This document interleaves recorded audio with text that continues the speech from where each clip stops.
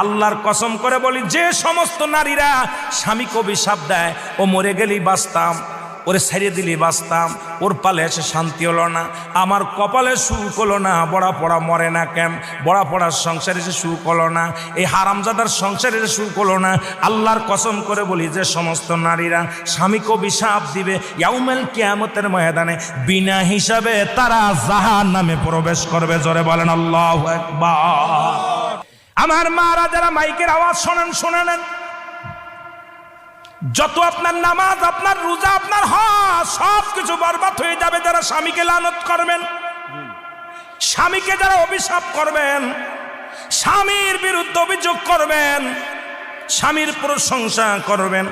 আল্লাহর দরবারে আপনি নেকি পাবেন, আল্লাহর দরবারে নফল বন্দেগী পাবেন। সারা রাত পরে আপনি ইবাদত করেছেন, আর একবার বলেন আপনার মার কাছে